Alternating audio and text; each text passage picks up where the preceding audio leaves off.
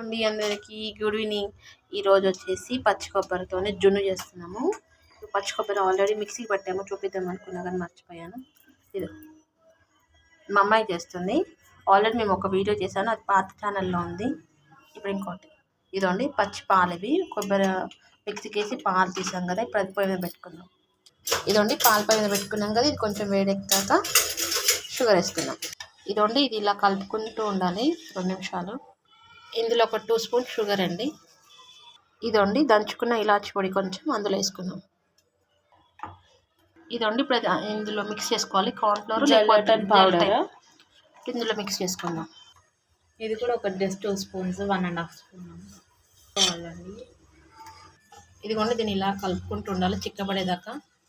ఇదండి ఇది ఇప్పుడు ఈ బౌల్లో వేసుకొని ఒక 10 మినిట్స్ ఫ్రిడ్జ్లో పెట్టుకోవాలి, డీప్ ఫ్రీజర్లో. ఇప్పుడు ఆ బౌల్లో వేసుకుందాం.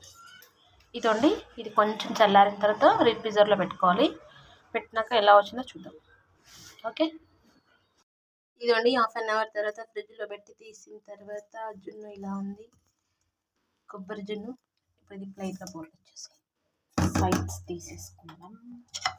ఇదండి ప్లేట్ ఫస్ట్ బోర్లో పెట్టి అవన్నీ పడుకోవాలి.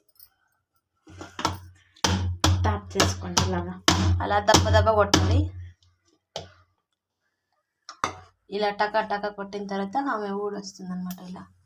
ఇదండి కొబ్బరి జున్ను. 1/2 అవర్ పెట్టాలి. 1 అవర్ పెట్టడం వల్ల కొంచెం ఐస్ అయిపోయింది అంతే.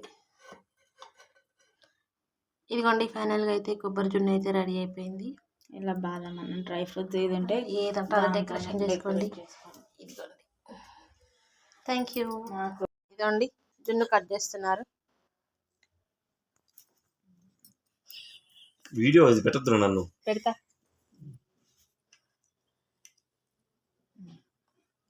కింద ఐస్ అయిందని చెప్పింది నాన్న మమ్మీ. ఎలా ఉంది గిరి? ఎలా ఉంది?